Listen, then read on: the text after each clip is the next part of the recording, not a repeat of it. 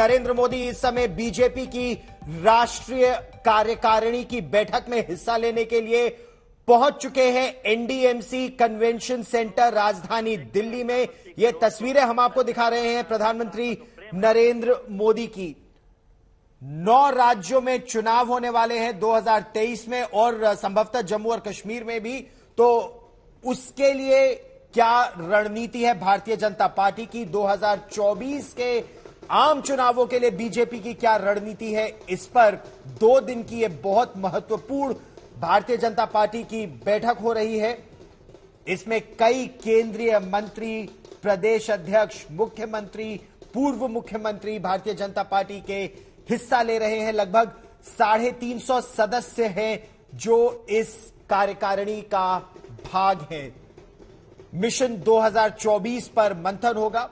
प्रधानमंत्री नरेंद्र मोदी का एक बहुत छोटा सा ही सही लेकिन एक रोड शो था। एनडीएमसी कन्वेंशन सेंटर में यह बैठक है। 9 राज्यों में और संभवतः जम्मू और कश्मीर में भी चुनाव पर मंथन होगा। 2024 में कई राज्यों में भी चुनाव है, आम चुनाव भी है लोकसभा के, उस पर भी मंथन होगा। गुजरात में भारतीय जनता पार्टी को जो विजय मिली है उसकी समीक्षा भी होगी और क्या गुजरात के कुछ ऐसे बिंदु हैं जिनको चाहे मेघालय हो, नागालैंड हो, त्रिपुरा, कर्नाटक, मिजोरम, छत्तीसगढ़, मध्य प्रदेश, राजस्थान, तेलंगाना, जम्मू कश्मीर, इन राज्यों में जब चुनाव होंगे या केंद्र शासित प्रदेश जम्मू कश्मीर में जब चुनाव होगा तो क्या क्या वहां पर लागू किया जा सकता है? कहां कहां चुनौतियां भारतीय जनता पार्टी के लिए बड़ी है?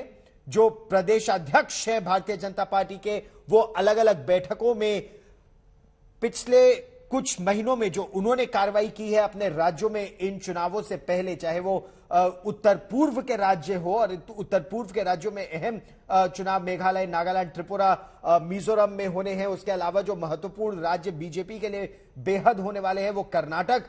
क्या कांग्रेस जो बहुत बड़ी चुनौती के रूप में उभर रही है कर्नाटक में, फिर छत्तीसगढ़ को क्या कांग्रेस से ले सकती है बीजेपी या नहीं?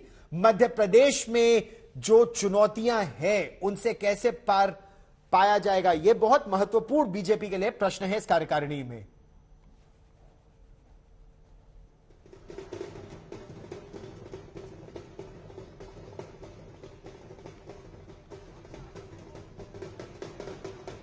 और ज्यादा जानकारी के लिए आपको सीधे लिए चलते हैं। मेरे सहयोगी हिमांशु मिश्रा हमारे साथ जुड़ रहे हैं।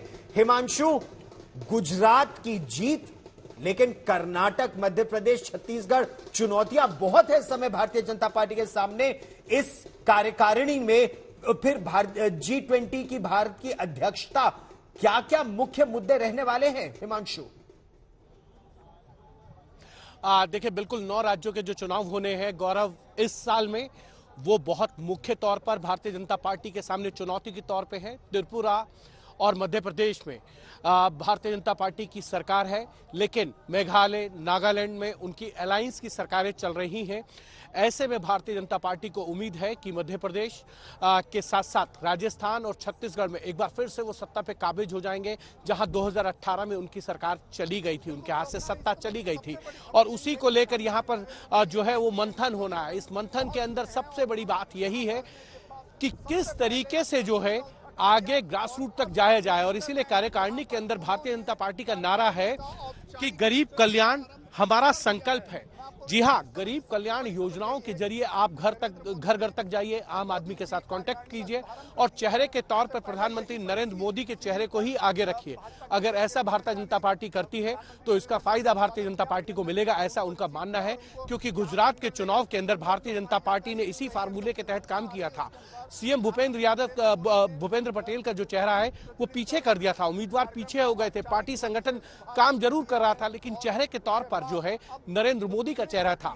और उसका फायदा ऐसा मिला कि कई दशकों पहले जो रिकॉर्ड बना था माधव सिंह सोलंकी का 149 सीटों का, उसको भारतीय जनता पार्टी ने तोड़ दिया, 156 सीटें जीती। हिमाचल में भारतीय जनता पार्टी की हार हुई। इसीलिए भारतीय जनता पार्टी ने यह चिंतन और मंथन किया है कि प्रधानमंत्री नरेंद्र मोदी का ही चेहरा आगे हो।